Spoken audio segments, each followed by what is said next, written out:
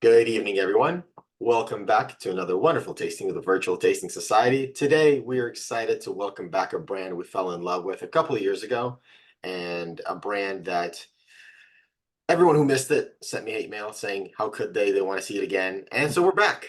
Today, we get to taste the wonderful Old Pulteney. Joining us since then, Old Pulteney has brought on their, I guess you're the national brand ambassador, Yeah, Maurice it Chevalier. started out, national brand ambassador. There we go. So Maurice Chevalier the fourth will be joining us to tell us all about this brand, share some beautiful pictures, and taste us through this fantastic lineup. We're tasting everything from the 12 to the 25 and a few limited editions in the middle as well.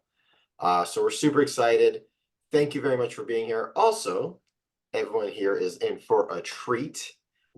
In honor of Bobby Burns Night, we're going to be doing a little poetry contest at the end. So make sure you have your limerick or haiku ready. We're going to keep it short and light and fun. So if you haven't written it yet, you have until the end of the tasting to put something together. Winner will get a bottle from the brand. So thank you so much to Hodling and Old Pulteney for offering that up as a prize. All that said, I think you've heard enough from me. I'm going to pass it over to Maurice to tell us all about himself, Old Pulteney, and anything else. Awesome. Well, thank you all for being here. Happy Burns Night. It's an honor. Venom, was it a year ago or 2 years since I the think it's last been 2 years in since we 2 years? Yeah. So I was like just had joined the company. Um, so what's interesting, I represent Old Pulteney, Ball Blair, Noctu, and Spayburn. And I don't personally have any children, but if I had more than one and someone were to ask me who my favorite child was, I wouldn't lie to you. I'd say it's Tony or whatever, Maurice Jr. So having said that, out of all the cool distilleries that I represent, Old Pulteney is my personal favorite. And it's not just because of the juice, but it's the story, the history. I'm a novice history nerd, only have so many synapses, so I'm really bad with dates. But just when you look at the history behind all of our distilleries, but especially the region where Pulteney Distillery is, it's just so much to dive into. So I've got a little bit of a PowerPoint presentation. I'm not like the biggest fan of PowerPoints. You tend to snooze off after slide number 5. But what I wanted to do is give you kind of a taste and feel of the distillery. Before we started recording, I don't think it was Tony, someone said they're heading up Yeah. to the distillery. Or actually, let me ask you this. I don't know if there's an easy way to do it without it becoming shambolic. How many people have been to the distillery? 1 second. Give me 1 sec. I'll throw out a poll. We've been 3 times, 3 times? and this summer will be 4. Okay, cool. Once you get up there, are you going down on the west side or all the way back down? This year we'll be over on Skye, and we're going to drive from Skye to Wick, do lunch, do Old Pulteney, and then get the ferry and go over to Orkney for 3 days. Oh, that sounds so cool. I'm super jealous. So we'll be in Scotland for about 15 days, 16 days. Great. I spent a week in Scotland and it wasn't enough. Oh no, you could spend a week on Isla or Orkney. I spent 2 days on Skye and I wish I had a week there. Yeah, Sky's on my bucket list. I have not seen one Google image that was remotely boring. It looks like an absolutely stunning part of Scotland. I've only been on the East Coast. I still have to do the West Coast at some point. I know that's the more. Oban is a great place to stop. Yeah, Skye, Campbelltown, Isla. Yeah, Campbelltown's also on my bucket list. I used to rep an Erin. Yep. All right, so we got 13%. 2. So 2. Oh, perfect. So without further ado, let's do a quick refresh for some of you and maybe some new information for most of you. So By the way, Maurice, it will kill me for the rest of the night if I don't mention. You said if you had kids, you'd have Maurice Jr. Wouldn't he be Maurice the fifth? it would be immersive. Yeah, I was riffing. I'm sorry. So can everybody see the seascape there? We cannot. You cannot. Okay, I had shared my screen. Oh, I know what I did. I usually do Teams, and this is Zoom. So share screen. Are you sharing your screen on Teams? No, I'm used to doing, if I just hit the, let's see, how about that? Looks great. There you go. Perfect. All right, here we go. Beautiful. All right. That's our intro slide, and we'll do a little bit of history. So, let's see, I'm just gonna rearrange my screen here. There we go. So, Pulteney Distillery is in the town of, or what's now Wick, which it was built in Pulteney Town, which is now incorporated in Wick. So Wick is the Old Norse word for opening or bay, which when joining the company and learning about the distillery, it really opened up my eyes about, what is Scotland. We have growing up, or a lot of people in the States, we still have this like very myopic view of what Scotland is, and it's like all Celtic and tartans and kilts.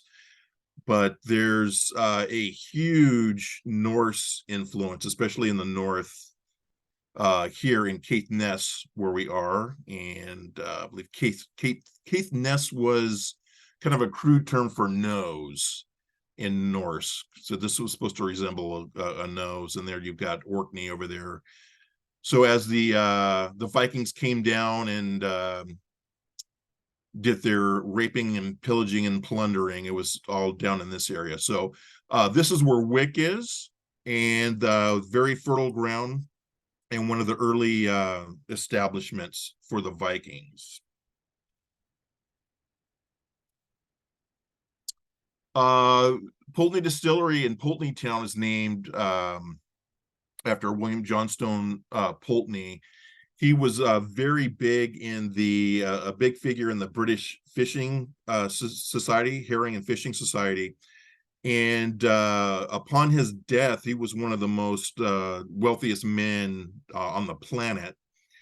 In honor of him, they named the town after him.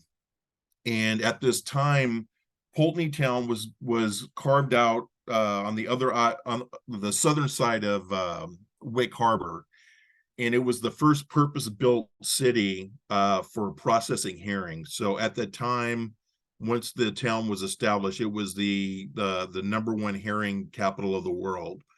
So the fishermen would come in the summer, and they would come in primarily from the Highlands and from the west.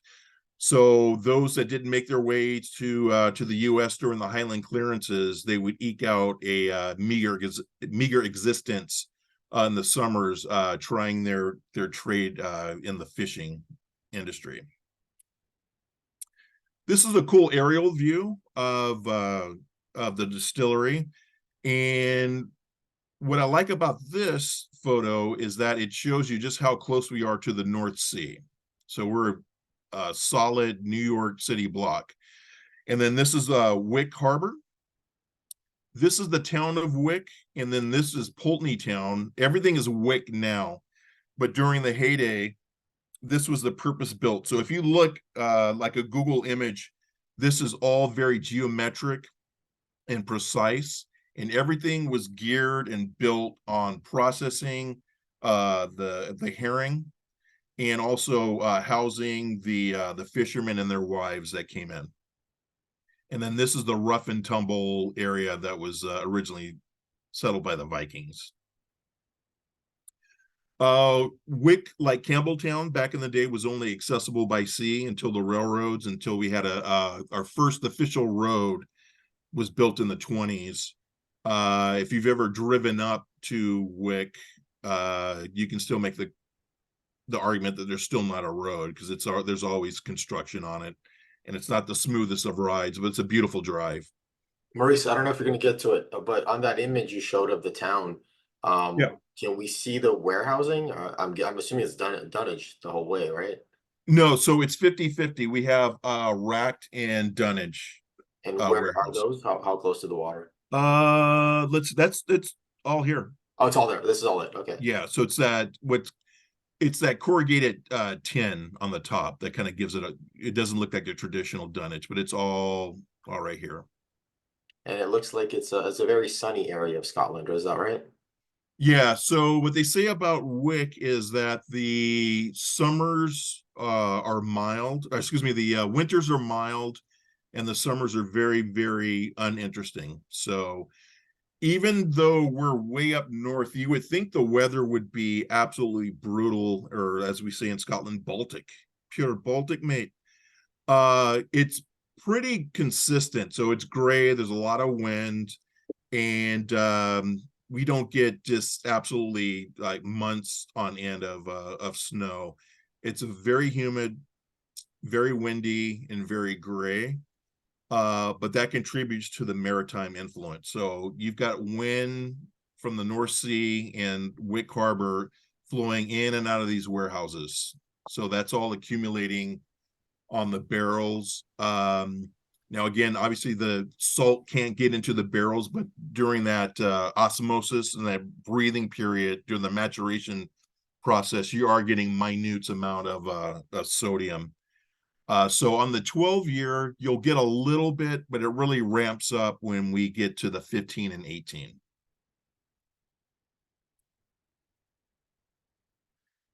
This is just an image of it's an old what are they called, the stone block prints of a scene during the heyday of Wick. So they said that when the boats came in after the fishing, you could actually walk on one end of the harbor to the other and keep your feet dry because there were so many boats. So there were literally about 1,500 boats that would come in during the fishing season. And then this is a picture. I just dig this. This just gives you the scale of either Pulteney whiskey or herring that was being processed and shipped out to down south or to Scandinavia, Russia, and in the US. So everything in these barrels had either herring or Pulteney whiskey. And contrary to rumors, we did not put whiskey in formerly barrels that had herring in it. That's a myth. That's nasty. It's gross. This is just an image of just your everyday badass dudes that were coming into town to fish and make their name. You did not want to spill your drink on these guys. There would be hell to pay, and it was a heavy drinking town. So there was a lot of tension during the fishing season. Wick was a very religious town. It was recorded that one of the largest Catholic masses in British history had occurred in Wick. So you had the religious element that were very anti-drinking, and then once a year you'd have an influx of Highlanders coming in that were very heavy drinking. So there was also a story. If you Google it, it's either the Battle of the Orange or Battle of the Apple. But they don't know if it was an orange or an apple, but there was a fight that broke out when a Highlander stole let's just say it was the orange from a little about teenage kid, maybe like 12 or 13. And he ran to an older brother or some other town folks to complain, and they told the drunken Highlander to give the orange back, and he gave it to him, and then he pushed the kid. And the one account that's on the Wick Heritage Society, they said there's an account that it was like wildfire. Within a matter of seconds, there was over 1,000 people, men, women, and children, that were just absolutely brawling. And you had these skirmishes that lasted for about 2 weeks until actually military soldiers had to come in and occupy the city. So that just gives you an idea of this little peaceful, quiet town that every year it was on edge. So it was a very colorful town. And then this is an image of the herring lassies. So many of the Highlanders that would come to fish brought their wives, and the herring lassies would do all the processing of the fish, of the herring that came in. And as you can see here, this said the peak was reached in 1867 when it was said that 35,000 herring lassies gutted 50 million herring at Wick in just 2 days, packing and pickling them in the barrels to export to England, Scandinavia, and Russia. So that is just an epic scale of fishing and processing, and one of the reasons why you will not find a single herring around that area. It just got overfished. And this is just a random image of circa 1826, particular crew at Pulteney Distillery. That's the outside of the distillery. And then this is our water source. So we're one of the few distilleries that have a open water source. So our water comes from Loch Hempriggs, which is about just over 3 miles from the distillery.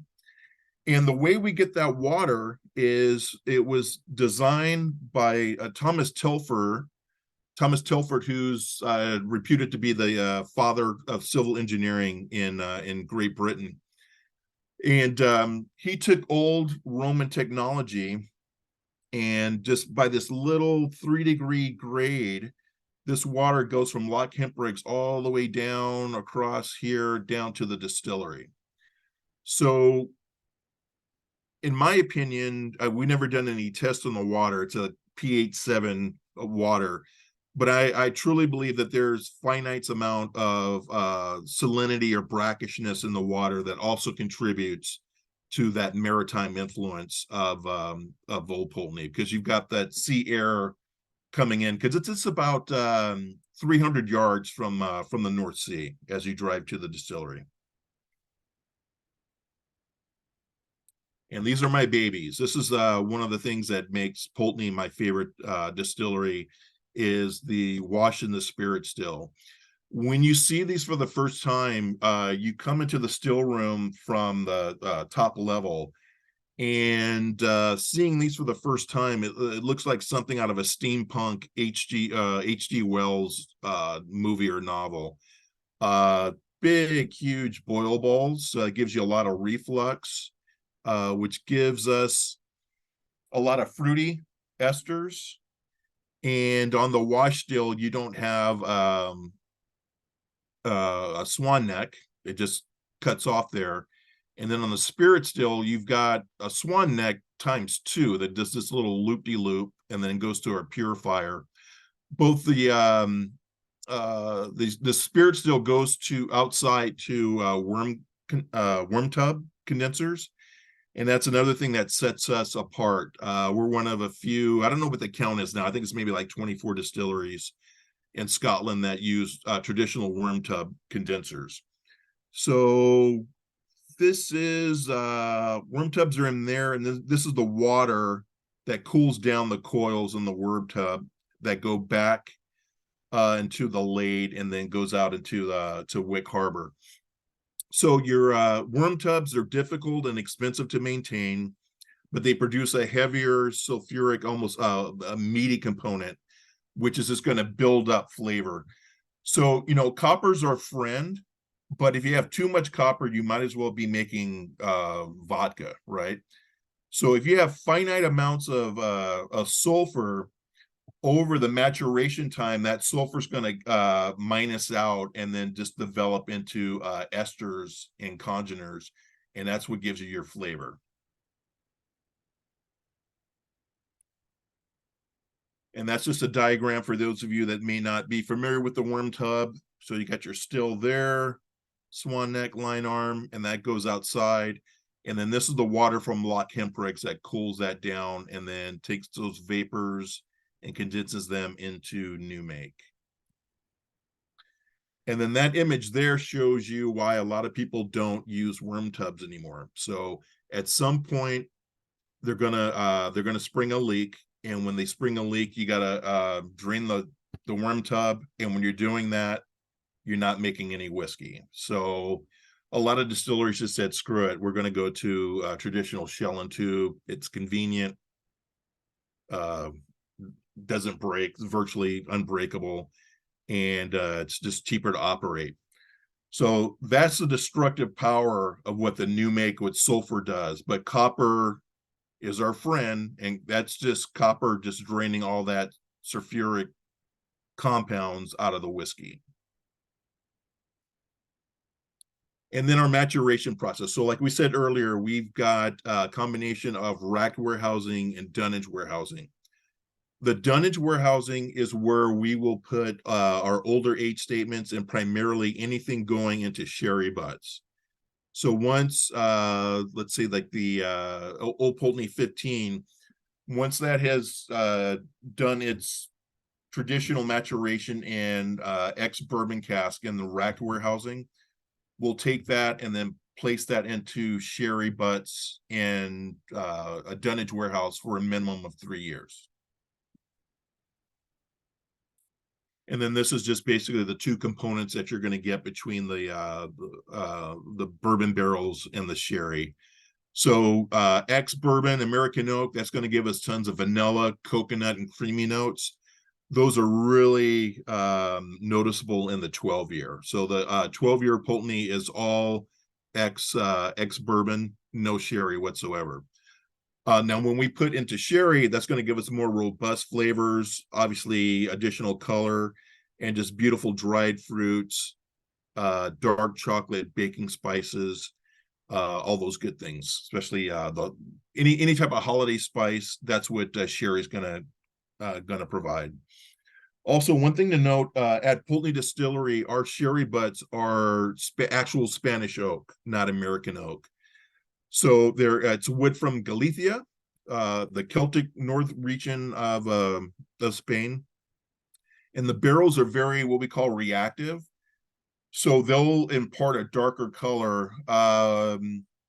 You got to keep an eye on it. We had a couple of barrels that were really reactive. And what I mean that they gave it an overabundance of color.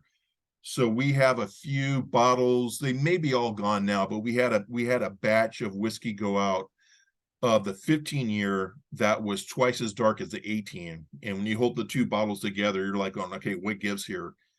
But we reverse engineered it and found out there was about three sherry butts from that Galician oak that were just pumping a ton of color.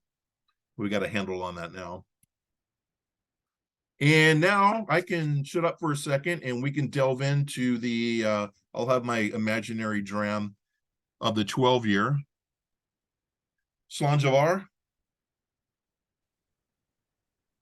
Question for you. I don't know if you're gonna go over this, but I've heard it called Pulteney and Old Pulteney. When did the old get added to it? So great question.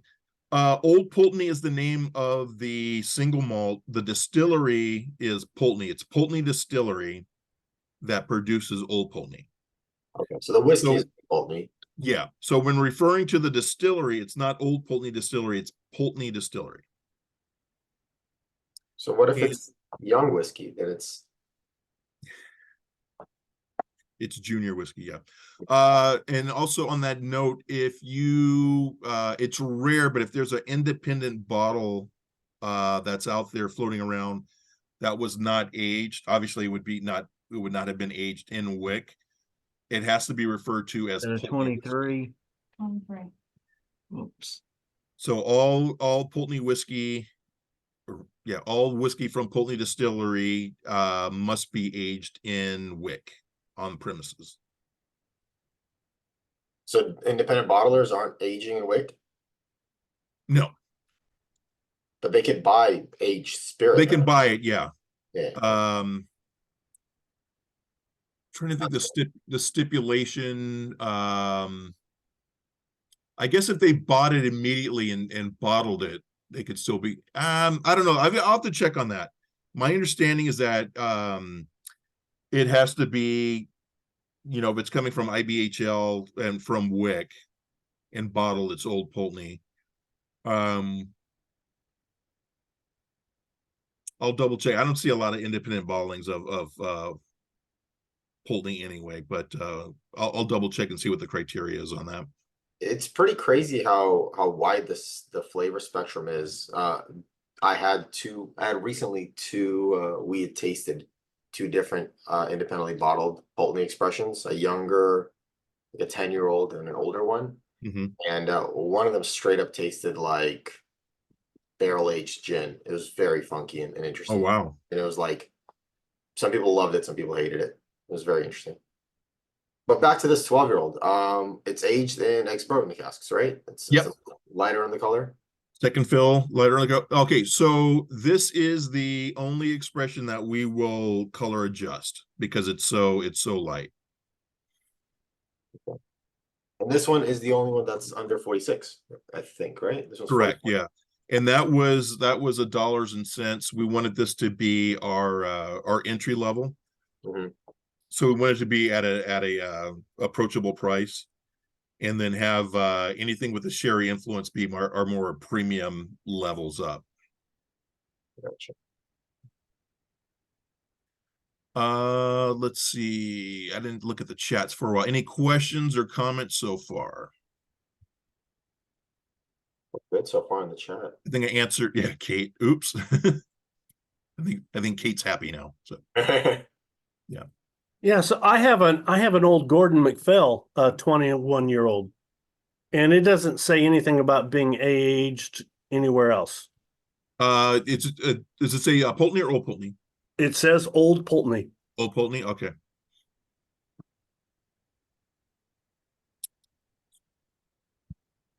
That would probably be a 21-year-old cask that they bought. From Yeah.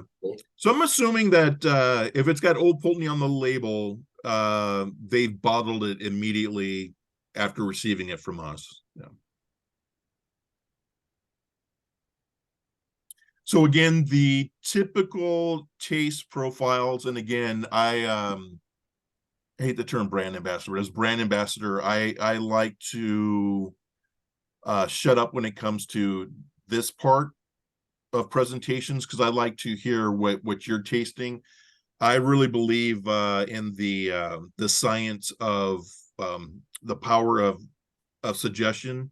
So if I had written banana here and had mentioned banana about 3 or 4 times in the leading up to the tasting of the 12-year-old, I can get at least 4 people in this chat to taste banana. So I think these are safe enough. I definitely get maybe a little bit of citrus, but I definitely get vanilla and coconut on it. It's definitely the creamiest expression of Old Pulteney. It's our workhorse. It's our entry level. This is the one that we typically like to suggest to have to pair with oysters, seafood. But by all means, you can pick any Pulteney expression because we are a true maritime malt. The 15th is one of my favorites to pair with seafood. But I was just at an account here in Vancouver called the Irish Heather, and they don't have oysters. It's a little Irish pub, but they started bringing in conservas from Spain, which I thought was interesting. So I had a tin of conservas of sardines in brine and had that with Old Pulteney 12, and it was beautiful. So Old Pulteney is not just for oysters anymore. That's awesome. I can't imagine actually having oysters with whiskey, but that sounds fabulous. I get a really like salted lemon on the palate. Not so much like just really strong lemon. I get more of the salinity on it. Mm-hmm. But I don't remember tasting that the last time, so I'm not sure what I had today that's messed up my palate, but I don't get the vanilla or the coconut as much. Yeah, me neither. I get sweet, but to me it's more undefined sweet. Yeah. And it's funny, my first sip, I wasn't necessarily a fan, but as I kept sipping it, I just thought it got better and better. Yeah. It's definitely the let me step back and say, I was going to say it's definitely the sweetest of the series. But I'm going to couch that statement by saying when we get to the older statements, they're sweet, but because of that sherry influence, the sweetness becomes more of the sweetness that you get from stewed fruits or stone fruits, that type of sweet, as opposed to being kind of more of a sugary sweet on the 12. Yep. Yeah, that makes sense. So Jane, I was actually drinking when he was presenting earlier before he showed us any of these. You outed first- yourself on the chat. So. Totally. She also put that she could definitely taste banana in the chat. So Yes. I'm like, you know, No, but Buddy. in all seriousness, the first thing I tasted on this was salinity. Yeah. So, and it could have been, let's be honest, Maurice was talking about how the 12 is definitely not, doesn't have the salinity of the older ones. And I was thinking, well, if this is not, you know.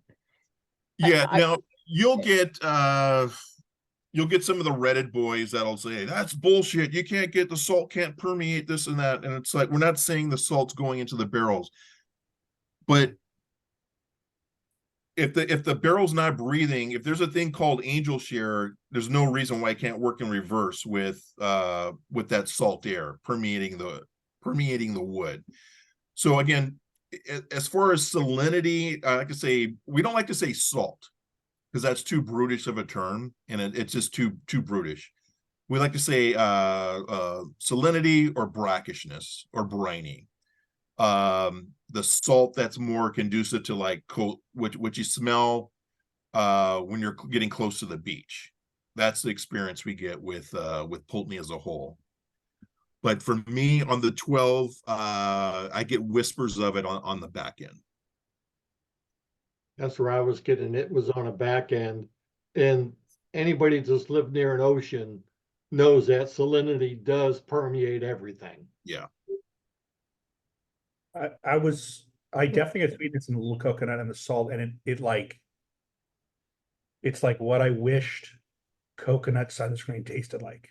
Like it doesn't taste like it, but that like salinity and sweetness, little coconut. It's like as a kid smelling coconut scented sunscreen before you taste it and realize that it tastes like poison. You're like, oh, I wish it would taste like this. Yeah. Yeah, I absolutely get a lot of salinity in there. And like Jordan, like you were saying, it's like coconut, but it's not like real fresh coconut. It's like coconut flavored something. We do not promote drinking or tasting sunscreen. Thank you. Sunscreen, yeah.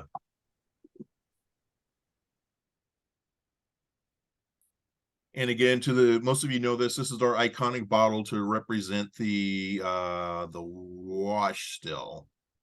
So you've got the exaggerated boil ball, the lopped off neck. I love this bottle. It's really good design. You've got Wick Caithness, tell you where we're from. If you're an old guy like me, you can see the print a mile away, the age statement, and then more on the maritime influence. And then down here at the bottom is a little Easter egg. It's a little nautical, not sextant, but a little nautical diagram at the bottom of the bottle. So we went all in on branding this single malt. Did not know that about the bottle. You guys should have pourers that look like worm tubs. You know, like they make those straws at the Disneyland. Yeah, like curly. yeah. So make a pourer that you shove in there and then you pour it and it's just like. Does anybody want to add in the chats if they know? It's been about 2 years since I looked it up, but anybody hazard to guess how many distilleries are still using traditional worm tubs? So for IBHL, it is Old Pulteney. It's Speyburn, but Speyburn uses both a worm tub and a shell and tube. Balmenic, which is one of my distilleries, but they don't produce a single malt, unfortunately. They use worm tub. And then Knockdo does a combination as well. They have a combination of worm tub and a shell and tube.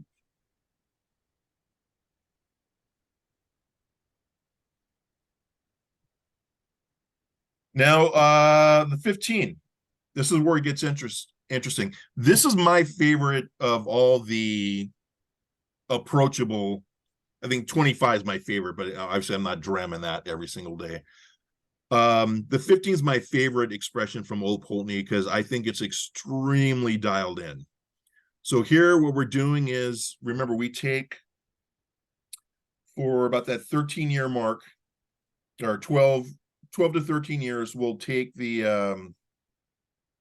actually it's 12, excuse me, 11 or 12 years, we'll take that out of racked warehousing and out of ex-bourbon cask, and then we'll pour that into sherry butts, again, Oloroso cask, Spanish sherry butts, Spanish oak from Galicia. And then that's immediately placed into our dunnage warehouse number 6. And dunnage warehouse number 6, I'll get back to it towards the end of the presentation. But dunnage warehouse number 6 used to be where we had our kiln back in the 20s. It was decommissioned in I think in 1957. And over a couple of decades, where the kiln was, because it had consistent fire and pitted the stone, the Caithness stone that we make the dunnage warehouse out of. That's a local stone. All this flora and fauna developed on the sides of the wall, and about 20 years ago, we realized that there was just something different. There was a different atmosphere. It was a little bit warmer, a little bit more humid in that area, and we come to find out that flora and fauna had a little microclimate. And come to find out that was just a perfect incubator for those sherry butts. So that's where all the sherry butts go to rest until they're ready to be bottled. So for the 15 and the 18, you have a minimum of 3 years further maturation in Oloroso sherry. And again, here's our little subliminal taste. So you're saying you basically take the 12 and then you just put it in sherry butts for 3 years and call it 15. That's basically what you said? Yeah, so that it's not an exact science, so it's a minimum of 3 years, so it can go over a little bit, yeah. But 3 years is the kind of the sweet spot for the sherry, where the sherry's not taking over, and it's like when I have a Negroni, I never order a Negroni with Carpano Antica, because the Negroni, all 3 parts are supposed to work together, and Carpano's like the big shouldered person at the party, bumping into everybody. So sherry serves its purpose, but we all love sherry bombs, but sherry can start to overtake. The other thing, what's nice about aging in wick is very, very constant temperature and humidity. So we rarely have a quote unquote honey barrel. So it's a perfect environment for resting whiskey. Constant humidity, salt air, weather's typically, we don't have hot summers or extremely cold winters. So what type of loss do you get to Angel's share? So our Angel's share is actually about 2 to 3%. Okay, so it's not that much different from other parts of Scotland. Yeah. Okay. You'll get more, I guess, in the central belt, that'll get to 3 to 4. Maybe, I don't know if they hit 5 or not, but 2%, I can deal with 2%. Oh, sorry, let me go back real quick. Oh, I'm gonna. Yeah, so matured in second fill American oak cask ex bourbon. Further matured in first fill Spanish ex Oloroso sherry cask. So, but when you say second fill ex bourbon casks, Does that mean they've already been used once for Scotch? So Yeah, so that'll be already used once with like aging the 12-year. okay. Yeah. Gotcha. And so our bourbon barrels, because I'm sure someone's going to ask, I got to keep checking the chats. We've really have had almost no issues with Buffalo Trace. Just really good bourbon barrels. I'd say Ball Blair is probably the strictest. I mean, all of our distilleries are pretty strict with their barrel policy. Ball Blair has the highest rejection rate, but so we go really heavy on Buffalo Trace barrels, and we've got some makers in there, but for the vast majority of what we're using now, we'll use Buffalo Trace. I'm just checking the chats here. So Jane's, the first thing I'm looking at, toasted cocoa nibs. I'm assuming we're talking the 15 now, right? Jane Kilkenny. Yeah, sorry, I hit the wrong screen here. No. Definitely, the cacao, has that slightly bitter chocolate flavor than Yes. you do. Excuse me. That's more what I'm getting from it, is that more of a cacao than an actual finished chocolate. Yeah. But it also has that little tiny bit of cinnamon, because that sweetness from cinnamon, not like honey or coconut or something else. This is really fascinating stuff. Yeah. And this is your first time trying the 15? I don't remember. I did the last tasting and I'm trying to remember if we did the 15. So it's probably been since then since I've had some. So this is not my first tasting, and I'm reading my previous tasting notes. I don't know. I liked it last time, but I gotta say, I almost feel like if we stopped here on this one, I'm okay.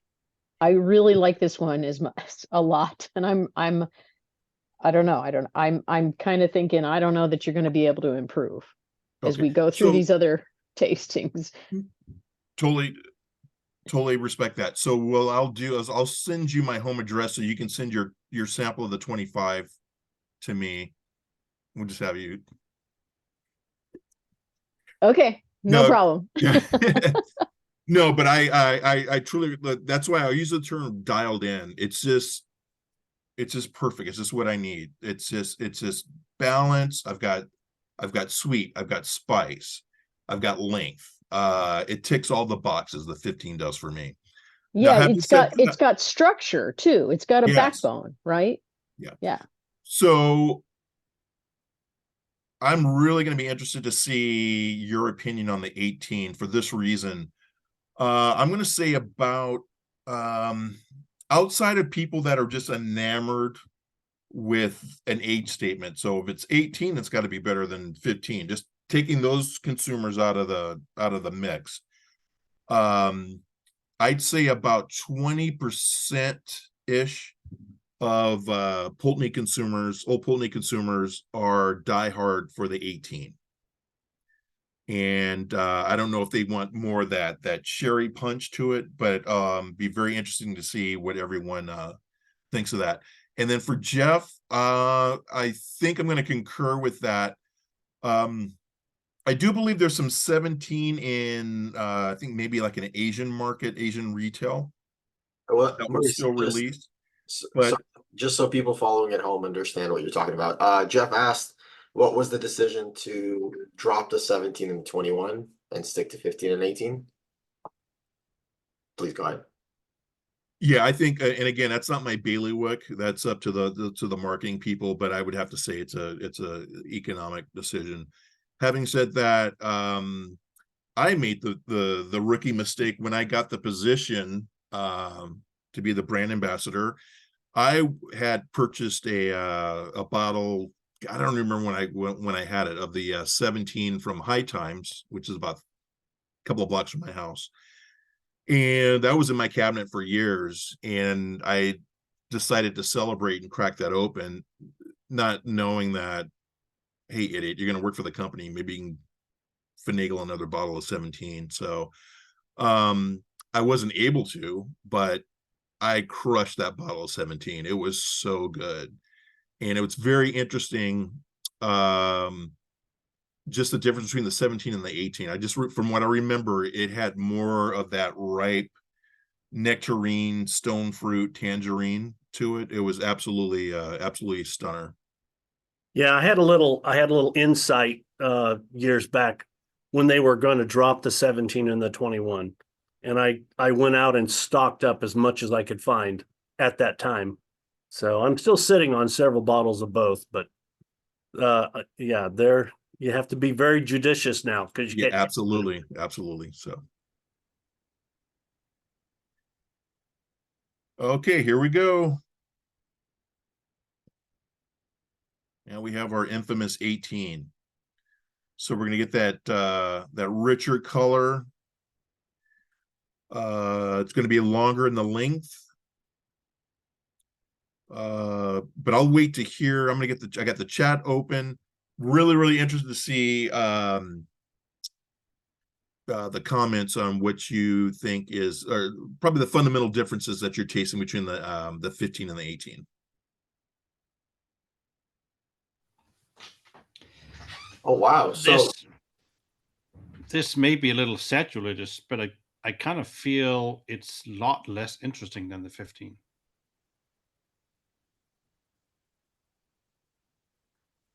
there's like a medicinal note on the nose on the 18 that I get. So this is aged 15-ish years in next bourbon, and then 3 years in. Correct. So how do they make that call at the 12-year mark of like? So essentially at 12 years, they say, hey, this is good. Let's bottle it at 12, or this is good. Yeah. So remember that that's not always a hard and fast rule. So I always refer back to Ball Blair as an example, just because they're like super hardcore on decisions like this. So let's say for Ball Blair 15, more times than not, you're going to have older whiskey in that. Because John McDonald, I think he's being replaced. Unfortunately, he was an amazing guy, but we're getting a new distillery manager. He said, look, if I go to Dram and this particular barrel is scheduled to be a 15 and it's just not ticking all the boxes at 15, I'm gonna sit on it. I'm not gonna like at age 15 take it out and bottle it just because it has a damn number on it. So it may roll over to 16 or 17, and we'll either do that we'll have that go to Ball Blair 18, or we'll just put that older stock in the 15. But it's like, I'm not going to bottle a whiskey just because it has a number on it. So just because it reached 15 years doesn't mean that particular barrel is ready to rock and roll at 15. Absolutely, that makes sense. I'm just saying it sounds like a more difficult process than a distillery that marries rather than finishes. Yeah. Right, like when you're marrying cask, you're like, oh, let's just do smaller portions and like fine tune it, versus making that commitment that when it's 12 to transfer it to sherry so that it can finish in sherry so that it hits 15. Because right, like financially, you don't want to transfer it to sherry and then at 15 it's not hitting that Not ready. Yeah. profile. We're not hitting that taste profile of the 15, and then at that point you're committed to making it either an 18 or like an older 15, right? Correct. Okay, that's interesting. A couple of notes here. I disagree with Kate on this one. I actually thought this one was more spicy and kind of a bitter aftertaste. You're not as creamy. Right, but it doesn't have all the flair, if you will, that the 15 has. So That is in that right. way, it's a more mellow. But I understand what you're saying about the stringent stuff. See, that's what I love about this. This conversation, this is like globally between those two. And I'm speaking specifically the 15, the 12 is the 12. The 12 is its own baby. It's all ex-bourbon. 15 and 18, man, you've got these camps that are just, they'll pick up something in the 18 that a 15 drinker just won't pick up, and vice versa. So I that's the fascinating thing about these two age statements for me, is that this conversation that we're having right now, it's like any given day you're having conversations like this. The 18 to me seems more rich, more filling, so to speak. You know, I know filling wouldn't be a good term, but that's what I get. Yeah, I would agree with that. I think it's more rich in the mouthfeel, where I think for the 15, I definitely pick up more spice on the 15 for me, my palate. Yeah, the 18 is a bit more like a really dense, rich fruitcake, where it's got that, you know, most people hate on fruitcake. If you get a really well-made one, even a steamed pudding that has that really good flavor to it, it's not that it's meaty per se, but it's got that chew. This has got that where the 15 did not, and I actually like both of them quite a bit. But this has got it like some undertones of chocolate on the nose, but it's also got the baking spice kind of in the middle with that little punch of salinity on the finish. And it's really quite interesting to have the sherry kind of pop up heavy on the nose and then start to fade out as you sip it and then finish. And it's such an interesting juxtaposition of all the flavors. Yeah, there's a really big a lot of really big sherry notes in the nose, and I was actually surprised that it's just a lot softer than I was anticipating just from the nose. I mean, I like both, but like I was actually thinking the same thing, Jane. This is like more like a fruit cakey spice, whereas the other one has a little bit more of an intensity with the spice. It's a little softer. Did anyone add a drop of water? Just interested to see if that opened things up or change your perception of it. I did on the 15. On the 15? I forgot to do it here. I thought the 15 did really well with just a tiny drop of water for me. And it's funny. So I'm very I don't do spicy food at all. So I get what Vadim was saying with the 18. I kind of feel I have that afterburn of some sort of spice. I mean, not necessarily bad, but it's interesting that the 15 did not have. Well, I just added water to the 18, and it brings out the spice and also brings out a little bit of smokiness. Yeah, I rarely add water to my 15, but 18 I'll do. I'm a big proponent, like just a drop. It's amazing how little will open up your whiskey, and like you say, you can always add more. You can't take it out once it's in there. Cherry, Well, you can cola if cubes with a couple if you large. add some more. Yeah.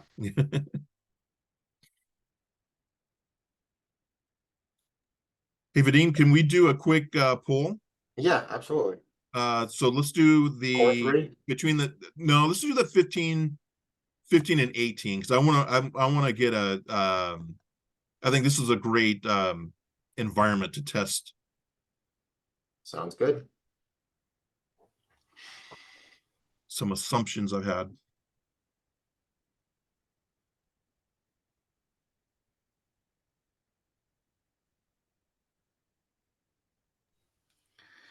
I think the water in the 18 just changed it completely and for the better.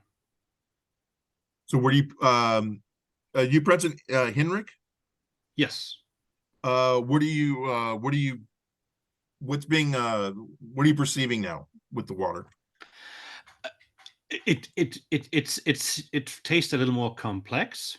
Because as I said, when I first had the 18, I felt it was nice, but kind of boring compared to the 15. And I feel just that little drop of water in the 18 all of a sudden kind of separated some of those flavors so they didn't hit you at the same time, and therefore was a little more interesting, I guess, is the word I'm looking for, or something. I mean, I can't necessarily tell you exactly what flavors I'm hitting, because I didn't have much left in my glass when I did it, but it tastes a little sweeter. It tastes a little more. I think, Jane, you said baking spices. They hit me a lot better after just a half drop of water. I think it took away some of that astringency. It saved the spices, though. The spicy note on it was still there, but it got rid of that little medicinal thing, I think. Yeah. Like, I'm gonna say I preferred it before I added the drop of water. Interesting. But honestly, it's this whole discussion we're having, it's sad that we had them side back to back like this, because like a lot of folks said, like right after the 15, you drink the 18, and the 18 is less interesting. But the more I sipped on the 18, the more I begin to appreciate the 18. I shouldn't have had it totally right, the same. Totally right the after same. the 15. Yeah. I agree. The water, for me, the water on the 15 just kill it. On the 18, it's brought out the spices, and the finish is not, it's not ending. It's continue. Mm-hmm. It's definitely that drop of water, open it up and tweak it and change it and make it much more interesting.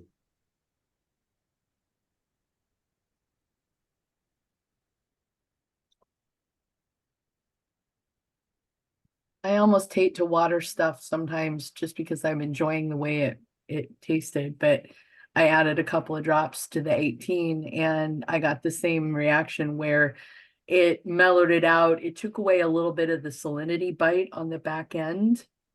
So the finish was a lot softer, and I think Kate's right, it's not as astringent. So that's something that I kind of like. I don't like them when they're really unctuous and kind of like stick to your teeth. Yeah. I like it to kind of, I don't really need it to clean my palate, but I like it when it's got that little bite of the astringency. And I think this would work either way. But I mean, I like this one. Probably far too much. Yeah, the water for me, and again, it's just boop, just micro amounts. It really, because even though this whiskey is being brought down to bottling strength, the whiskey's still pretty tight. It's been all its life in a damn barrel, so that water will just open up those congeners and esters, and again, those are our friends. And it'll definitely just open up the olfactory senses. You'll get more of the cream and the floral notes, maybe even a meaty character from time to time, because that circles back to our worm tubs. So you will get typically, if you get smoke or like a leathery component, that's because those worm tubs are leaving a little extra sulfur that would have been taken out if you used a traditional shell and tube. But sulfur is not necessarily a good thing when it comes to whiskey, but in minute amounts, if you are patient, that will dissipate and dissolve into flavor congeners.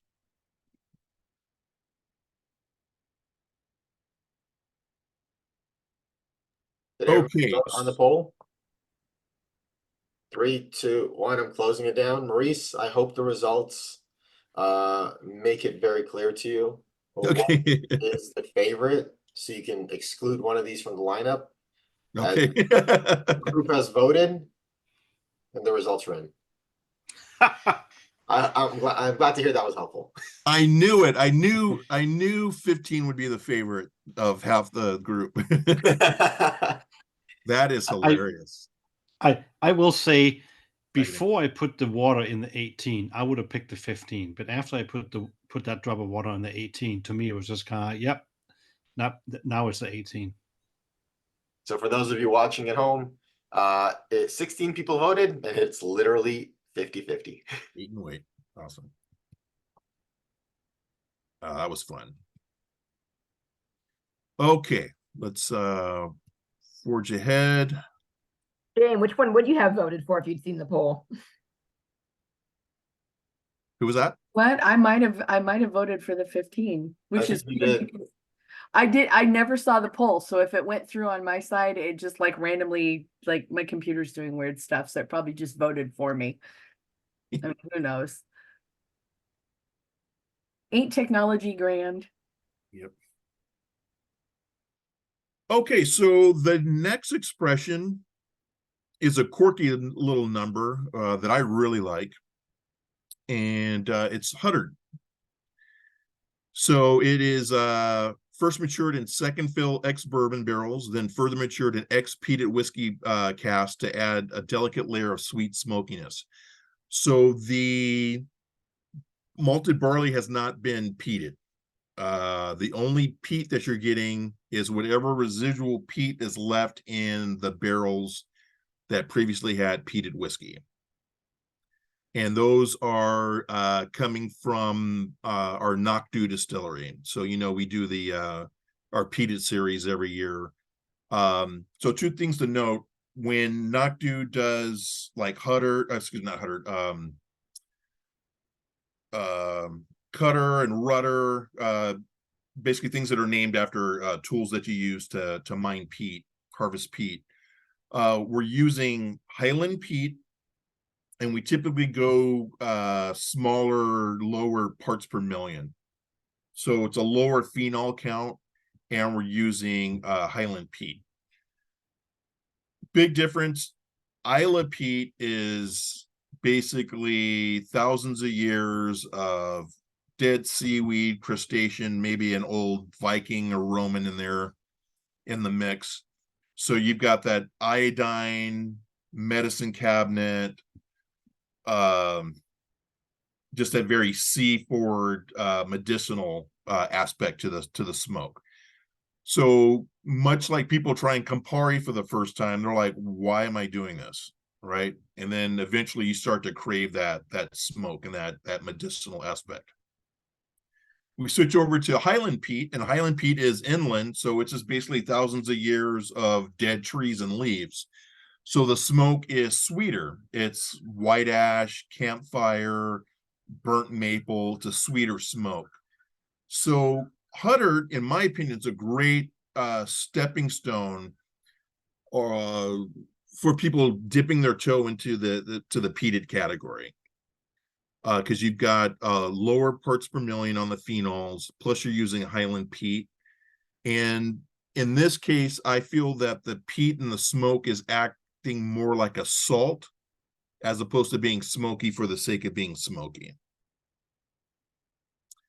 And this is who Hutter refers to. So Hutter was a contemporary of Pulteney, and he was responsible for broadening and designing Wick Harbor when Pulteney Town was built. Very prominent in the British, both the British Navy and the Fishery Society. He was a map maker. He was a rope maker. He had designed a patent that twisted rope in such a way that it lasted 3 times longer than traditional rope. So he was a big hit with the British Navy at that time, because rope was you needed rope everywhere on the British fleet, and was really responsible for helping design Wick Harbor to make it as efficient as possible for all those schooners coming in and out to harvest the herring. And also Pulteney's on Huddard Street, so that's a homage to circling back to the distillery. And this is just an image. I didn't give you any subliminal notes, but this is my favorite Pulteney expression for oysters. Typically, we always lead with a 12-year. I think this is a perfect accompaniment to not only oysters, but also other types of seafood. This would have been rocking with those conservas that I had last night at the pub here in Vancouver. And I'm going to open up the chats again and see if we got any good comments. Seeing I had mussels for dinner. Okay, so Vadim likes Dirt, tastes like dirt. I prefer earthy. That's why it's in the chat and not out loud. Yeah, Those yeah. internal voices. Sorry. Yeah, this one it's interesting because I know it's aged and this is the one that has a little bit of peat to it. But even as I was pouring it and as I was smelling it now, I didn't smell any peat whatsoever. But the moment you put it on your palate, it's very pronounced and it's very earthy. It's not iodine-y, it's not Isla peat, it's not medicinal, it's just earthy. Earthy, yeah. It is delicious, is what it is. With another that way to say it. marshmallow note on the nose, I was expecting s'mores on the palate. And it's got that smokiness that you would expect from burning the marshmallow. So it's just like having a toasted marshmallow. Like a little outer, Yeah. yeah. Because I can't do a marshmallow without actually setting it on fire. So I've just gotten to the point where I like it that way. Yeah. So, but It's like that's you drop kind the marshmallow into the stand first and then you cooked it. of, at that point, then, the sea turtle can have it.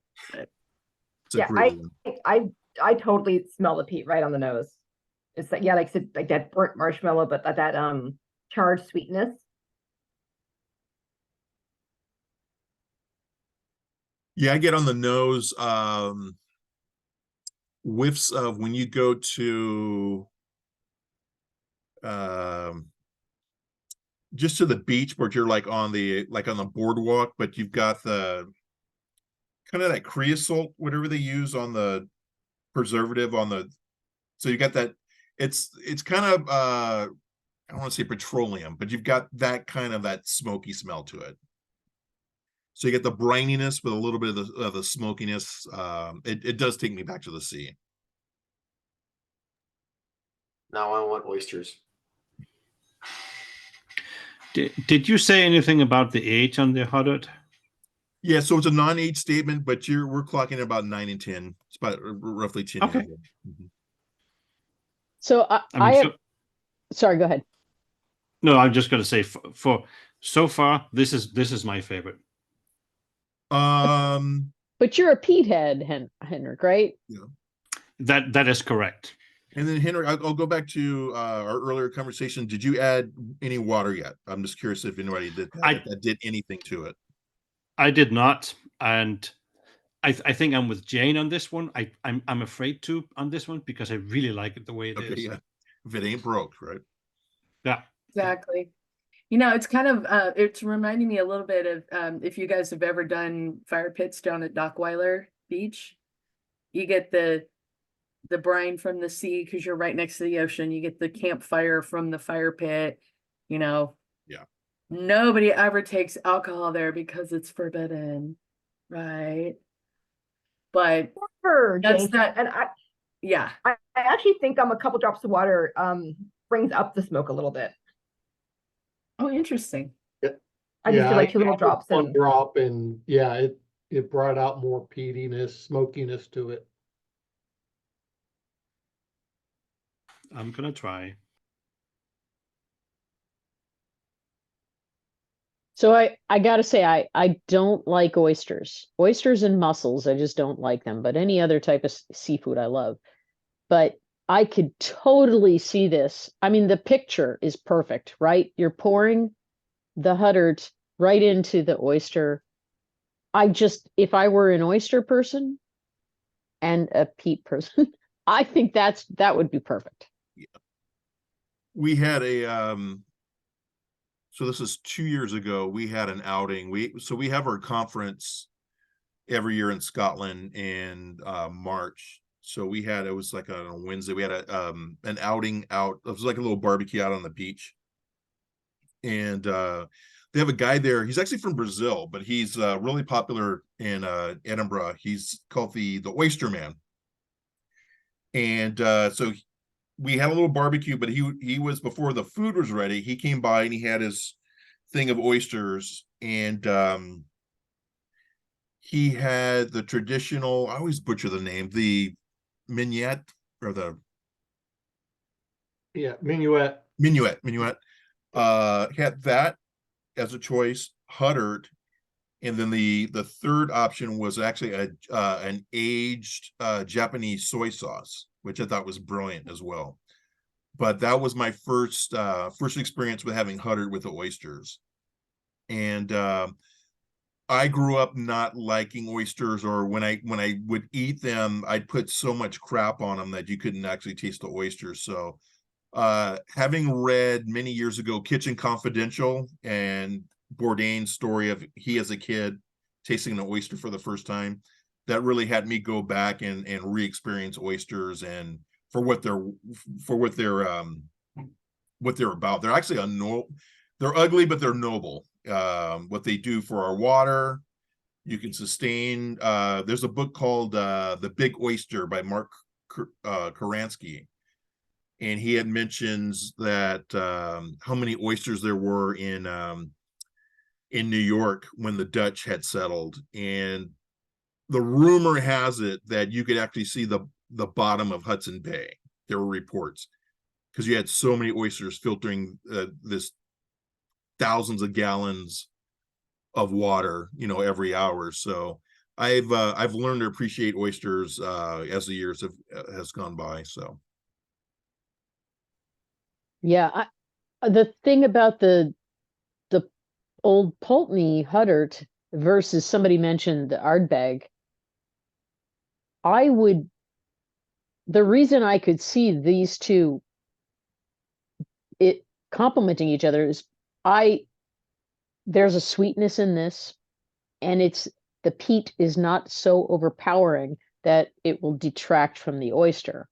But Ardbeg, I would think, would be so overpowering that it would detract from the oyster. yeah. And then the salinity and all these other complementary things. That's why I see this and I go, well, if you're an oyster person and you like peat, I bet you that is the perfect match. Yeah. And you know what? I've got to take a step back. We're already trying to think ahead. We have Vadim, I'll send you a copy. We've got a digital copy of it's not really a cookbook, but it's just some recipes that we put together on it just as a visual. But I'm just so used to having oysters as option number 1 and 2 and 3 sometimes, that we're already trying to think ahead as a company. And it's just like anything that brings you closer to the sea. So it can be crustaceans, shrimp, paella, anything like that. And it's at the point now I've seen just so many different pop-ups where, what was the last show was that? Maybe it was Ardbeg that they had an oyster station at the show. It was in Banff in December. But I'll send that over, and then you can send it to everybody here today, and I think you'll enjoy it. Do they do smoked herring in Pulteney? I mean, given the history.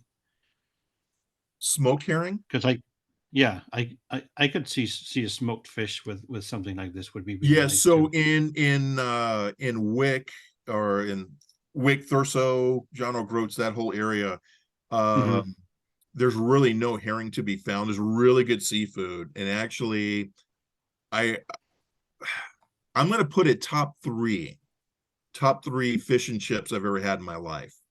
Was at Gotcha. a little I don't remember the name of it, but it's a little pub that you drive past once you leave the distillery to go to John O'Groats, and just a very humble, maybe dodgy looking little pub. And I walked in and had a couple of craft ales on tap. They had like 2 brews from Orkney, and I'm like, I'm in. So I had a brew from Orkney and then fish and chips, and they were stunning. But that's all caught that day, right out there. So anyway, to get back to your original question, they don't even try to fish for herring, because herring is very unique, where they would travel in schools that it would almost resemble like a submarine, very, very fast. And if they were easily frightened, so you could freak them out, and that you could have a honey hole that you can go to every day or every other day, and then for some reason they'd be gone. You wouldn't see them for years. They just go. So I mean, just for your info, I'm actually born and raised in Denmark, and if you take from where you are in Scotland and go west and hit Denmark up in the top. That's where I'm from, and the city I grew up in was big on herring fishing. So that, which is why that's catching my interest. Yeah. So yeah. Also, forgot to mention this at the beginning of the presentation, just to show you how far up we are. We're, I believe, 3 degrees north of Moscow, and we're actually closer. Pulteney town and Wick is closer to Bergen, Norway, than London. So that, again, that shows you that connection we've always had with Scandinavia, more so than the Picts or the Celts or the Angles back in the day.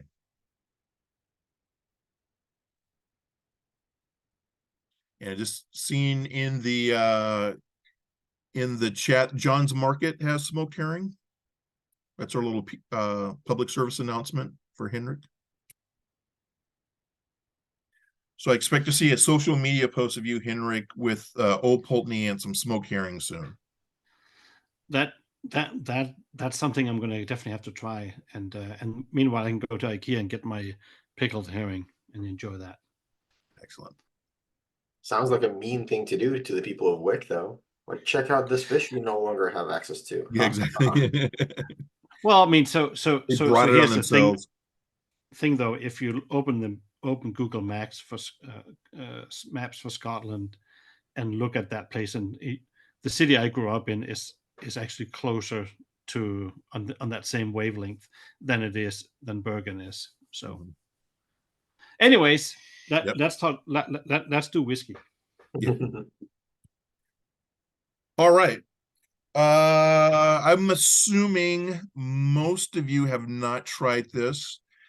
This is our this was series 1 in our coastal series, and this is something exciting. Some of you may love this, some of you may adore this, some of you may absolutely just not dig it at all. But I love the fact that we're doing this as a company just to be forward thinking and to circle back and reinforce our identity as a maritime malt. So what we decided to do is look at different parts of the globe that have a similar story of a particular spirit that's produced that's at a close proximity to the sea. So what we decided to do is look at France first. And if you look at the Cognac region, which is fairly close to the Atlantic, there is a product called Pinot de Charente that's popular in that area, and it's primarily the Cognac region. It's in the Mistelle category, Mistelle, and basically Mistelle is basically a juice of a fruit that is impregnated with alcohol to kill the fermentation process. So basically you add alcohol, brandy from that fruit, and what you'll have is you bring it up to a specific ABV, and you have the alcohol acting as the preservative agent, but it's at a lower ABV where you still get the essence of the fruit. So Pinot de Charente would be from the grapes that we distill cognac. In the Armagnac region, they have the same exact product called Flot du Gascogne. So it's the Baco and the grapes that you use to make Armagnac. So you'll take that juice, and then you'll take unaged Armagnac, and you'll add it to bring it up to a certain ABV. And then typically they'll have that in the spring and the summertime. And it's a great accompaniment with a cheese plate, fruit plate, charcuterie, very French, très French. So for shits and giggles, we decided to finish Old Pulteney in these barrels. The company does not want to reveal how long it's been finished. It's been in those barrels at least a year, I can tell you that. But I think it was such a trial by error project that we just assume not give everybody else the secret recipe. So with that, I will shut up and let you guys sniff and taste and give me some initial feedback on this.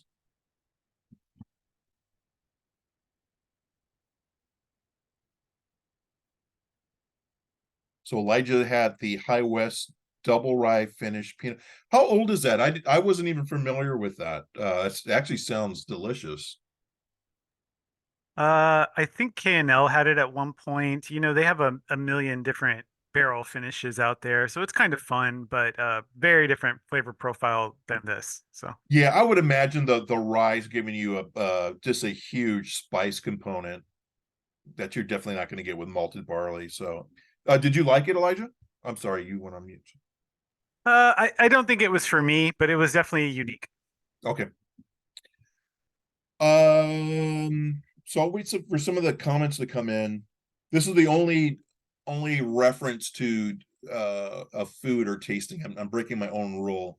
What I noticed probably within the last 3 months, I've had several people at tastings say they've got it reminded them of of cheese, but in the sense that these were like cheeseheads. These were people that were really into cheese, and there was some component of that they thought it would marry well with cheese, or it gave them some aspect of like maybe like a rind, like an aged rind, but I'm not sure. Spiced poached pears, really nice wine tones, absolutely. Yeah, I actually really like Pinot de Charente. I have a bottle of Raymond Vernon. It's this guy. And it's got a very, to me, it's got a really similar color that Absolutely. That color, I think that's one of my favorite parts. That color is absolutely stunning. Yeah, I mean the color is stunning, but the whiskey has like a pencil shaving and pear note that Interesting. I really like. I just took a little finger dip taste of the Pinot.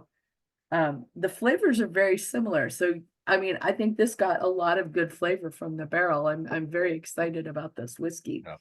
I'm not allowed to buy anything right now, and I think I'm kind of sad. So this, I got the Pinot de Charente on the nose immediately, and then I got it immediately on the palate. Mhm. But on the way out, it was Old Pulteney. Interesting. For me, this is the one expression where it really I taste something different every time I try it. Yeah, I can imagine. I put a little bit of water in it. Yeah. And it changed a bit, not as dramatically as water in the other ones, but this, I feel like I have to have more of it to explore it. So maybe Jane, we can split a bottle. Give it a hint. All right.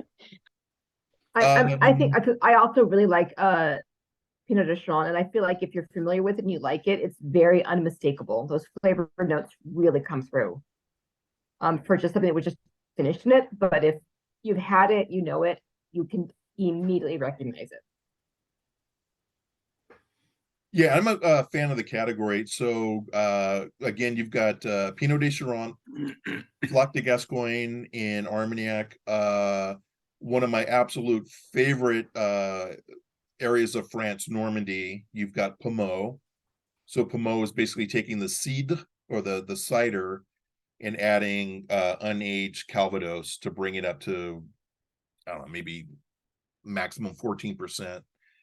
But Pommeau is I don't know if we have a source. I'd love to try a Old Pulteney finished in a Pommeau cask. That would either be stunning or a disaster. It seemed like it would be too good to be true. But the other I believe we're about 6 months lagged from the European market, but it's already been released in Europe, I believe. Is our second series will be port finish. And I had the chance to try it for the first time last March during our conference. And I have never smelled a spirit, let alone a single malt whiskey, where I brought it up to my nose and all I could smell was raspberries. It smelled like putting my face in a basket of fresh raspberries. And added a drop of water, and that just made it go berserk. So I don't have a ETA on when that's coming out here in the States, but look out for that. And the same vibrant color as the Pinot de Chiron. So that Pinot de Chiron has given us that beautiful golden pear, that nectar color, all natural. The port cast is just this beautiful deep ruby red. So I think you'll like it. I enjoyed it. I think I like the Pinot de Chiron a little bit better myself, just because it's so quirky. But time will tell. Okay, I have an idea, Yes. and I'm going to throw this out to Amanda in particular, but of course everybody.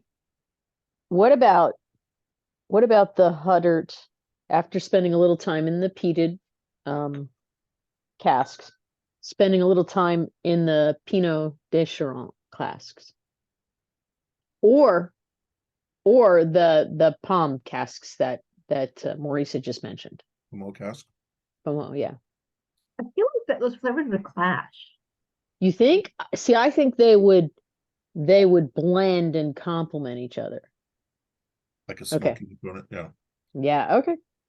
Like a smoky sweet, is that what you're thinking? Yeah, but so that's my idea. I'm throwing it out there. I thought you would have some good ideas on it. You think it's clashing?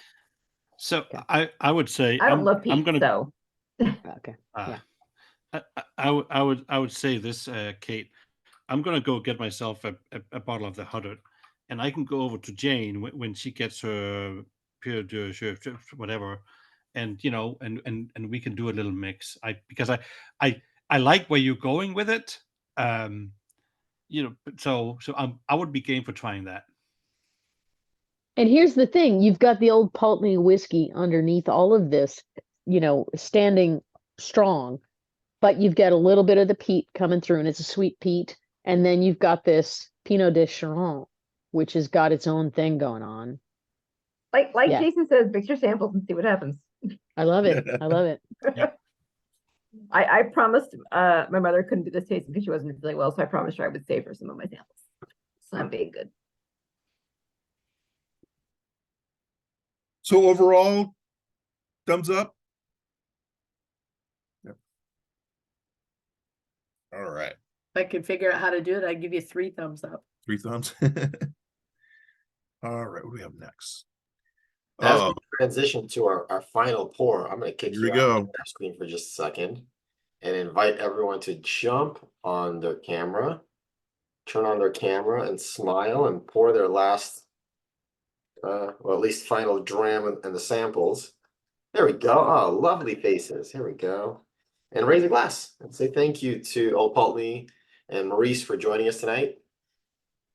And to many more. Let me grab, I gotta grab the screen cropper. Hold on one sec. All right, everyone smile to your camera.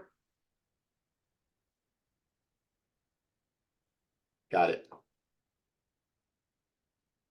Thank you. Awesome. Cheers. Got it. You can go back to sharing. All right.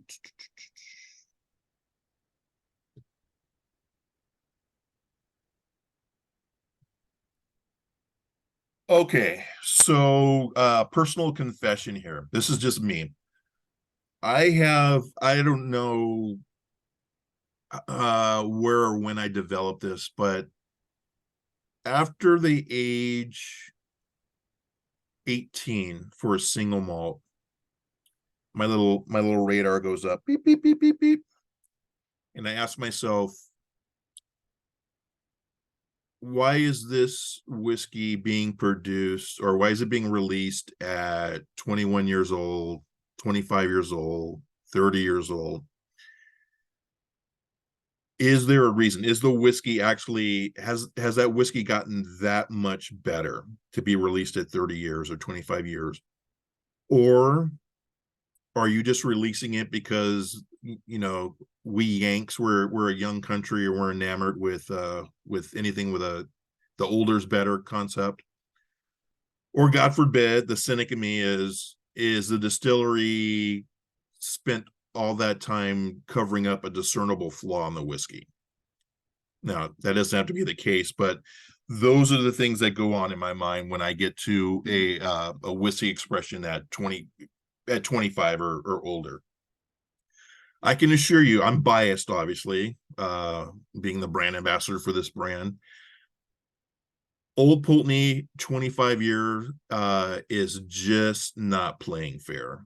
It's just not playing fair. It's that damn good. For example, it was last, God, I want to say it was October. It was last year's Whiskey Fest in Chicago.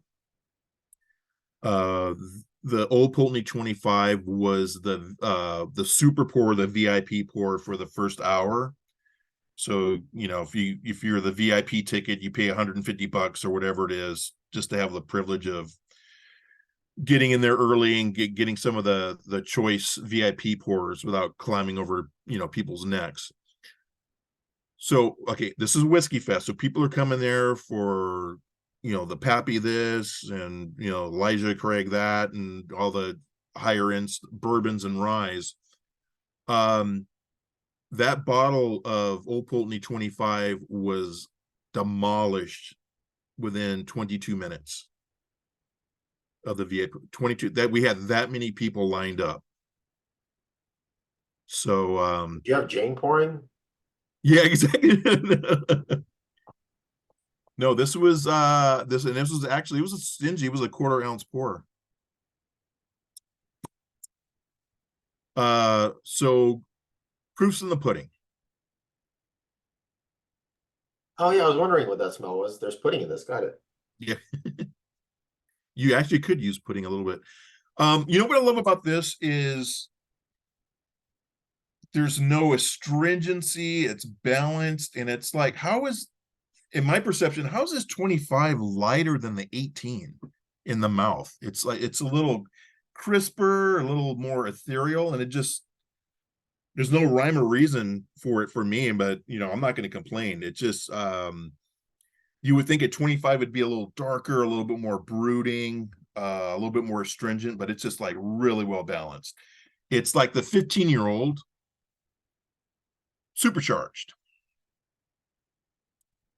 just really dialed in. And then I'm gonna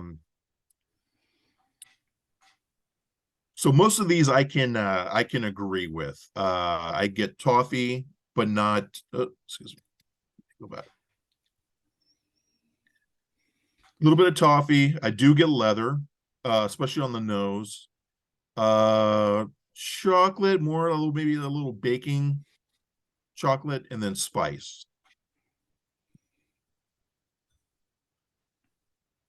And that those sherry barrels are really bringing a lot to the party. So much so that I want to teach you guys a little trick.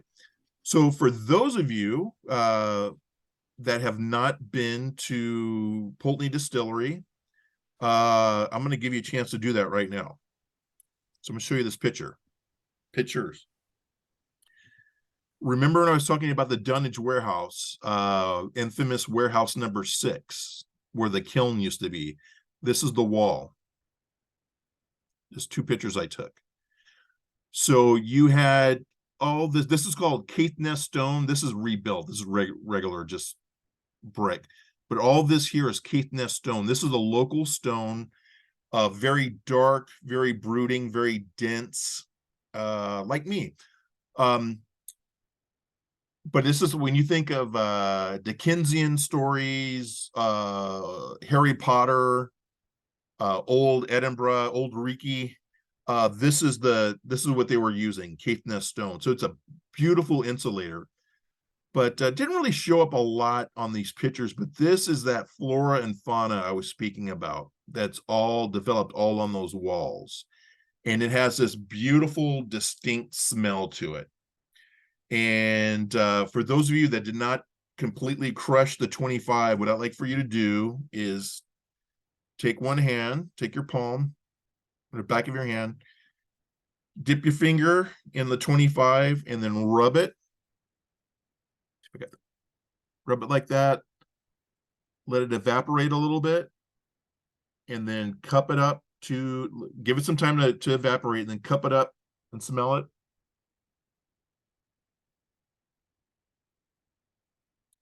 You've all been to warehouse number 6 now. That's exactly what it smells like. Little bit just leather, must, little bit of smoke, little bit of spice. What you just smelled is exactly what you smell in this little section of warehouse number 6. So I know you mentioned like baking chocolate, but I would actually describe it as like the chocolate tablets you use when you make Mexican hot chocolate, which I don't know if you're familiar with. It has cinnamon in it. So Yeah, it's is it the baking little chocolate. is it the little cone shape, right? Yeah, or there's sometimes they're crunches, or sometimes they're like a little like a round thing. They're like the abuelitas. Yeah, I believe. So Yeah, it has the That's- chocolate, but it also has cinnamon and a couple other spices in it. Yes, So yes, it kind of yes. reminds me of that, like when you make a champorada. like a mole or something. Yeah. Yeah, it reminds me of champorada. So to me, the 25 compared to all the other ones, if I didn't know and I was just trying these blind, I wouldn't even think that they were from the same distillery, quite honestly. I mean, the 25, that is fucking amazing. Cracker, absolute cracker. The problem is I'm looking up the price for it and it's kind of like, yeah, that's not going to happen. So, Well, but that's man, that's that's we call good. it a sobering moment when you look at the price. Yeah, exactly. No, but that is, and now I'm kind of annoyed that I wasn't part of this 2 years ago when you tried the 35, because that would be interesting. But holy moly! So No, on this that is note, really good. I can tell you from I don't think you missed anything. I did, so typically I do the last for those of you in California, I do the last Whiskey Society of the Year at Bar Jackalope. I've done that for Okay. like the last 10 years, but take COVID notwithstanding. So this would have been 2 years ago. It was all old Pulteney, and I think I did two from Ball Blair, but it was the full lineup of Pulteney. And there was a gentleman that came in and he brought a bottle of the 35, and he goes, I'd be honored to add this to the tasting. And I'm like, you don't have to do that. It's like, and I had never tried it before. He goes, no, I actually have 2, and I just like, I love going to the meetings and stuff. And you know what? I was underwhelmed. It didn't suck, but I was underwhelmed compared to if you gave me a choice every day, 35 or the 25 all day long. Okay. So that kind of reinforced that bias I had mentioned earlier, where why are you releasing this at this? Is the whiskey getting better?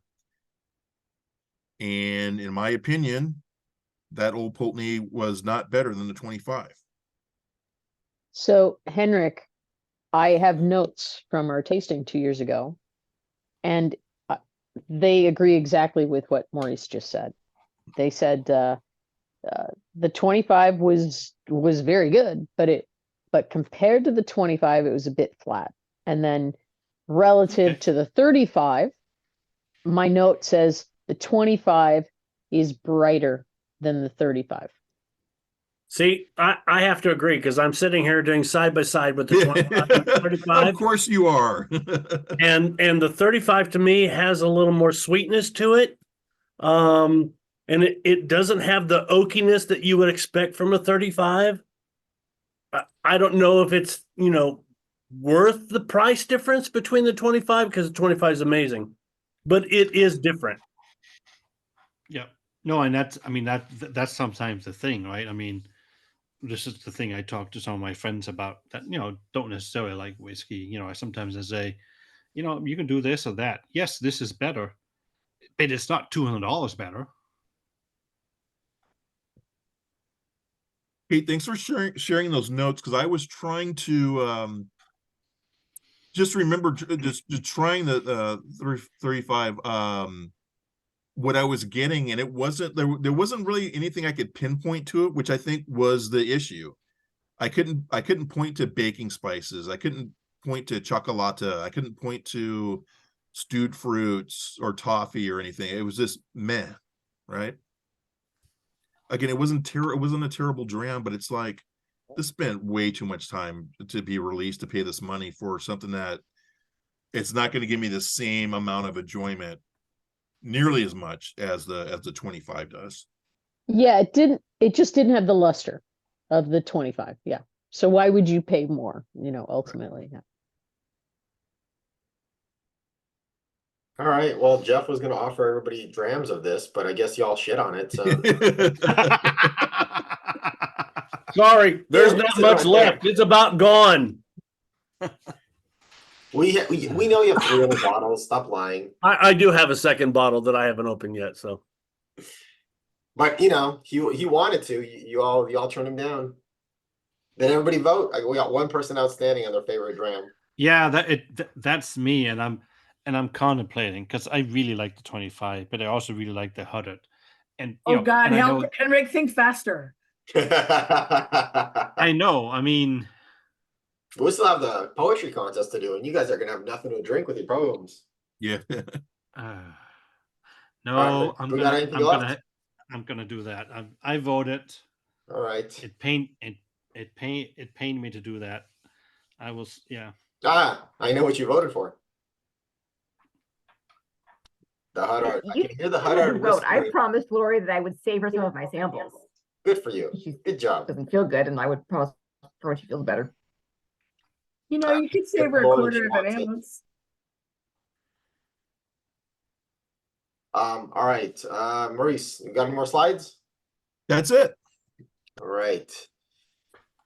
I think it's an unfair question, but what do you think was the favorite of the night?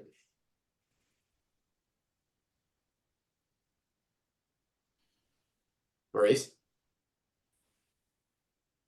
For the poll, before we do the poll, Yeah. I'm gonna say 25. Yeah, it wasn't a fair fight. Yeah. Like 75% voted for the 25. And where's Henrik? I could hear the HUD art whispering, "You betrayed me." Oh, you. Well, no, I mean, it is one of those things. I mean, I wanted to say HUD because it's, it's 50, $60, and the 25, based on what I can see quickly, is, it's $550. So I would say the HUD is the one I'm going to run out and buy. But the reaction I had to the 25 was just, that if price is not part of the equation, the 25 is a clear winner. I mean, that's just no ifs, ands, and buts about it. Gotcha. That's fair. All right. You have all spent the entire evening with us, and we appreciate it. Can I get a show of hands? Who will be participating in our poetry evening? Jane, Kate, Shane. There we go. We got a few. Bob. There we go. Oh, yay. All right. Yeah, let's do that. I'll go along my screen and go in order of whatever worked. Somebody just disappeared. Who just left? Boo. All right. Henrik, go ahead. Okay. I'm going to preface this by saying I didn't necessarily write them. I guided, ChatGPT to write these. So if I win, I don't win. So the best one it wrote was in Scotland, a day for Burns. His verses each lyrics returns. With old Pulteney sip, on Robert's words we trip. A celebration that forever adjourns. Nice. Jane? Okay. Haiku. Whiskey is my friend unto the bitter ending. Why, hello there, Floor. Haiku to you too. All right, Maurice, did you write one? I did not. I'm a better drinker than poet, so Yep. I want to be invited back. That's why I didn't do it. Amanda, are you putting your finishing touches? Fine. She Did Jane dreams of steal your whiskey, poem? Sorry, go ahead. whispers secrets to the dram. I'm sorry, my husband. She dreams of whiskey, whispers secrets to the grains, dances with the dram. Okay. Jeff? No? John? There. Oh, John brought one.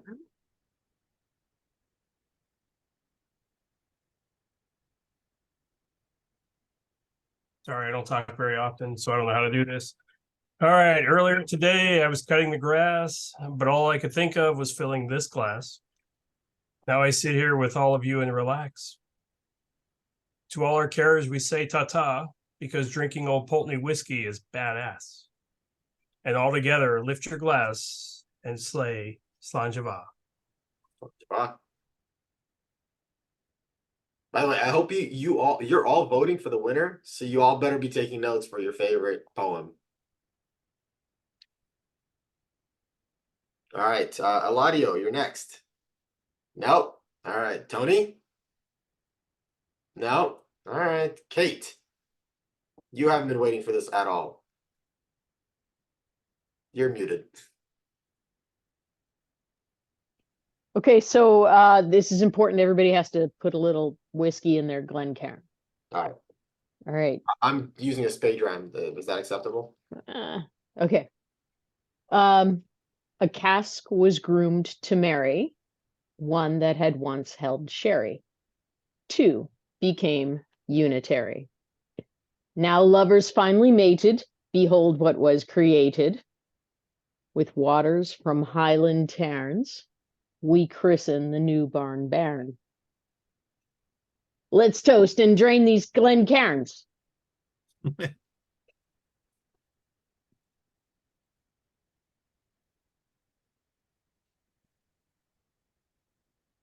Legit poet. All right, James, you ready? Your turn. We know you want one. We know you want to. All right, Elijah. Okay, yeah, I was under the impression we could only do a limerick or a haiku, so I did a limerick. All right. So limerick is named Vadim drinks Old Pulteney while browsing Tinder. So Vadim drinks Old Pulteney while browsing Tinder. He's disqualified. The malt and the man were both single. His whiskey spanned Scotland to Dingle. He drank 25, then her pick caught his eye, swiped right 'cause 18 made him tingle. Son of a bitch. Thank you. Shane. Elijah's awesome. I love that guy. All right, let's see. All right, I did like a three verses of limerick, so here we go. It'll be quick though. A whiskey from the days of old, its tale with rich nostalgia told. In barrels aged with care, the flavor smooth and rare. Pulteney's essence, a gift to unfold. From the sea its richest brood, where waves crash stirring the mood. Drinks of amber hue, a taste that's tried and true, as memories of Robert Burns interlude. In this evening we sing its praise, with thoughts of Burns in ancient days. The sea whispers secrets untold, drams of Pulteney to unfold, a timeless potion that never decays. Nice. I still believe last time Shane was robbed of first place. Jordan, you are next. I didn't write anything down. Oh, speaking from the heart. Yeah, you like that? It sucks being stuck alone in a hotel in San Diego, but having a dram with you all is a nice way to end the day, though. Damn. All right. Golan, are you still here? You got one for us? No, I'm pass. Yeah. All right. Well, I can't win, but I did have I'm drinking. Chat GPT write me a limerick, which I thought was very cute. So I'm gonna read it to you guys. Let me pick a glass that still has. In a whiskey tasting so neat, old Pulteney spirit a treat. Through the screen I could glean hints of brine in each scene. A sip of the sea, oh how sweet. Cheers. Nice. Cheers. Chat GPT is not bad.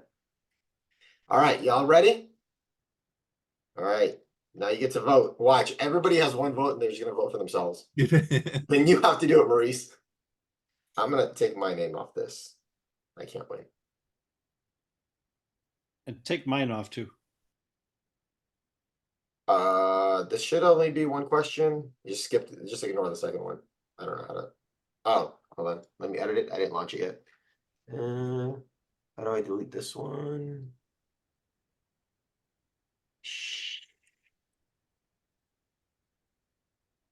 Delete. Got it. All right. I'll remove Henrik then. Save. Launch. Away.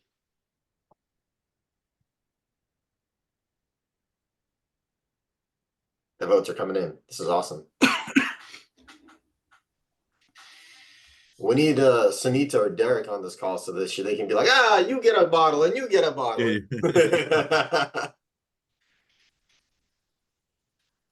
It's looking good. Everybody better vote. We got one more person that's outstanding. There we go. 100% participated. All right. Maurice, just so we can hate you. Who is your favorite? Who do you want to win? I'm gonna vote for Kate. All right. Well done. All right, results are in. Ooh, close. A tie between Shane and Elijah, and we got 100% votes. Well done. And Kate brings in the second place. Well done, everyone. That was awesome. See, I could prove I didn't vote for myself. Nice. So Elijah and I have to cut the bottle in half. We'll see how that goes. You guys will figure it out. We'll figure it out. Awesome. Well, thank you all for participating. That was great. I do invite everyone to share their poems in the group. That was awesome. And this is always fun, man. This is the third year that I've been here to listen to and be part of it. And there's a few of you here that are regularly here, and yeah, it's a fun little thing to do every year. Dig it. Shane, I'm gonna need your poem for my Instagram post because I can't use mine. I think can we come to watch Elijah and Shane when they try to split that bottle? I want to be there to watch it when it happens. I mean, they're really, the poetry was really good. I feel like they should have a breakdancing contest for the winner. If that's the case, I'm just going to give it to Elijah then. He didn't even say anything and it won by default. There you go. Well done. Well done, everyone. That was awesome. Thank you, everyone, for participating. That was great. Hope you all had fun. Yeah, any other questions for Maurice or anything else? Old Pulteney was a treat. These are always awesome to try, and it's so much fun to revisit a couple that I didn't remember them as well as I thought I did until we got through them again. But I'm going to be jonesing for a 25 now for a while. To add it to my Pinot de Charente. Hey! Oh, you restarted the recording. That's good to say something snarky off camera.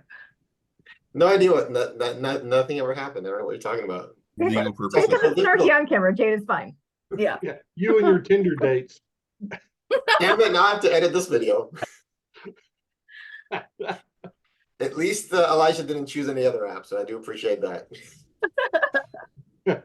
Well, I'm just reading all the different poems that people are posting.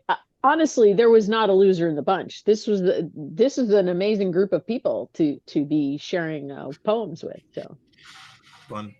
good job. Yeah, that was awesome. Thanks all for participating. That was really great. I have another one that ChatGPT wrote that I'll share in the chat because I thought it was cute. But yeah, if there are no other questions, we're gonna let Maurice get some rest because he's road tripping and visiting clients. So thank you so much for joining us. Thank you, everyone. It was an honor. Thanks, Maurice. Thank you so much. We'll see you on the next brand. Sounds good. Thank you so much. Hit the You're floor Thanks, to good let me night. know. All right.